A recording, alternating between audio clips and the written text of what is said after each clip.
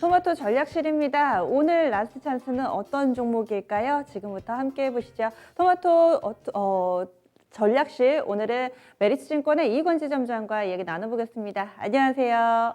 네, 안녕하세요. 네. 지난주에 주셨던 종목이 제우스입니다. 당시 목표가 33,000원 제시해 주셨는데 500원 정도 차이로 약간은 아쉽게 목표가 도달 안 했더라고요. 또 일주일 만에 도달하나 기대를 좀 하긴 했습니다. 그래도 수익률이 상당히 좋아요. 흐름은 어떻게 보셨어요? 네. 최근에 들어서 그 바이든 정부가 삼성전자를 초청하는 이벤트가 있으면서 반도체 업종들 전반적으로 특히 반도체 장비 업종에 대해서 관심이 굉장히 증대되고 있습니다.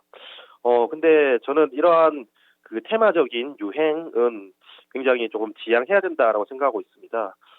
왜냐하면 몇몇 분들이 이 오스틴 투자하면 장비주들은 다 대박이다 이렇게들 말씀하시는데 이 삼성이 평택에 가져가는 팹 그리고 시안에 가져가는 팹 같은 경우에 평택 2기는 300K 이상이거든요. 그리고 이 시안 같은 경우에는 120K입니다. 거기에 지금 상반기에 대부분 투자를 완료했고 하반기에는 다소 투자 공백이거든요. 그리고 오스틴 같은 경우에는 아무리 공격적으로 잡더라도 30K 정도 규모이기 때문에 이런 수치를 감안한다면 이 펀더멘털로 장비주를 접근할 것이 아니라 멀티플 또는 밸류에이션 테마로 접근하는 게 오히려 지금 시장에 맞는 거 아닌가라고 생각되고 있고, 때문에 숫자가 아닌 그 테마 접근은 저는 이 반도체 장비 전체를 환호할 것이 아니라 그 중에 실적이 뒷받침되고 아니면 멀티플이 더 올려줄 수 있는 그런 종목에 집중을 해야 된다고 생각하고 있습니다.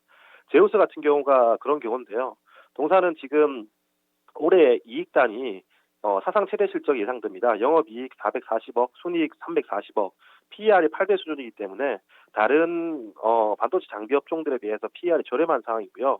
중요한 건 다른 장비 업종들에 비해서 다른 무언가 하나가 필요한 상황인데 동사가 신규 장비 개발 진행 중입니다. 이게 쿼를 통과를 한다라면 밸류에이션 리레이팅이 가능한데요. 제가 작년 이맘때쯤 그 유진테크에 대해서 ALD 장비가 쿼를 승인 날 가능성이 많다고 말씀드렸습니다.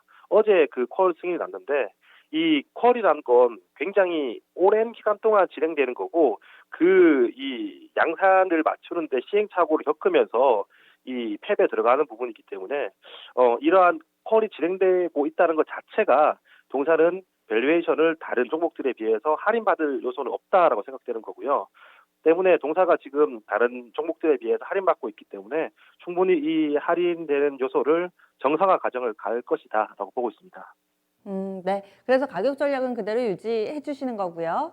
네, 맞습니다. 네, 제우스 리뷰해봤습니다. 그러면 오늘은 어떤 기업 소개해 주시겠어요? 네, 넷마블입니다. 네, 개인주에 대해서 요즘 의견이 좀 분분합니다. 그리고 시세를 또 단기에 강하게 냈다가 또 그만큼 빠르게 밀린 종목군들도 있고요. 넷마블 오늘 증권사 레포트에서도 살짝 보수적으로 보긴 하던데 지점장님은 이 종목 좋게 보시는 이유 어디 있을까요?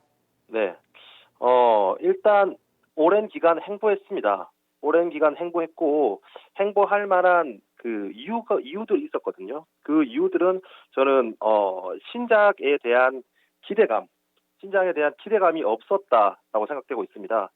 때문에 지금 신작에 대한 기대감이 다시 살아나는 부분이기 때문에 지금부터는 접근을 해봐도 된다 생각됩니다. 네. 그래서 동사가 일단 이 행보하는 기간 동안 만약에 실적이 안 좋았더라면 이 PER이 싸지기보다는 높아졌겠죠. 근데 실적 같은 경우에는 오히려 평균치를 유지하거나 기존 게임만으로도 실적을 유지하고 있습니다. 한데 주가는 가격 조정, 기간 조정을 받았기 때문에 실적 전망치는 유지되어 있는데 주가가 미리 조정을 받은 상황이기 때문에 밸류에이션 메리트는 생기고 있는 과정이다라고 보여지고 있고요. 여기에 1분기 예상 실적이 신작이 없음에도 불구하고 FN 가이드 기준으로 매출액 6,600억 그리고 영업이익 908억 원 정도 예상되는데 이는 작년 동기 대비해서 4.5배 높은 영업이익입니다. 일단 신작 없이도 영업이익 자체가 안전하게 유지되는 상황이고요. 여기에 4월 14일부터 그 제2의 나라 사전 예약을 시작하는데 없었던 신작이 시작되는 거고 이 제2의 나라 같은 경우에는 기대를 모으고 있는 신작입니다.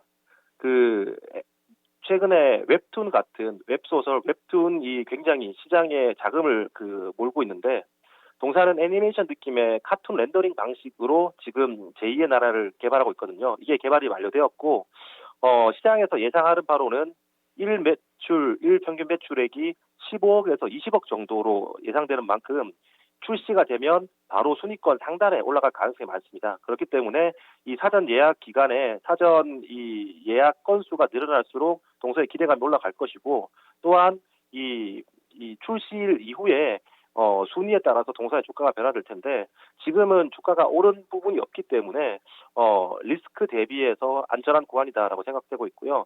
물론 대형주기 때문에 재미없을 수 있습니다. 하지만 리스크를 감안한다라면 이 행보한 기간을 감안한다라면 매력적인 구간이 아닌가라고 판단됩니다. 네, 그동안 많이 쉬었기 때문에 악재는 온전히 반영이 됐고 기다리고 있는 호재는 덜 반영이 됐다. 그래서 좋게 보시는 거네요. 그렇다면은 오늘 14일이 이 신작 사전 예약 시작한다고 하는데 일정에 맞춰서 좀 단기 트레이딩 전략인 건지 가격 전략도 구체적으로 알려주세요. 네. 가격 전략은 짧게 목표가 14만 9천 원, 손절가 12만 1천 원 제시해드리겠고요. 동사가 보유하고 있는 빅히트, 코웨이, 카카오뱅크 지분을 보유하고 있는데 최근에 이 보유 지분에 대해서 가치 평가가 다시 이루어지고 있습니다.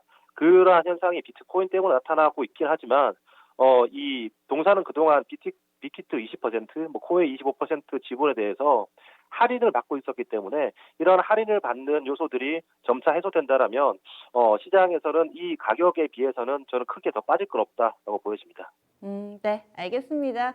말씀 고맙습니다. 네, 네, 감사합니다. 네. 넷업을 살펴봤습니다. 그동안 크게 주목받지 못했는데요. 이제는 신작에 대한 기대감이 있습니다. 여기에 플러스 알파로 상당히 좀 핫한 비상장 주식들에 대한 지분 가치가 다시금 또 인정받으면서 주가 레벨업할 수 있을 가능성 내다보고 있습니다.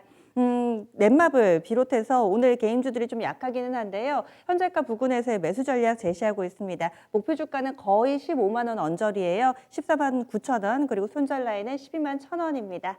지금까지 라스트 찬스 살펴봤습니다.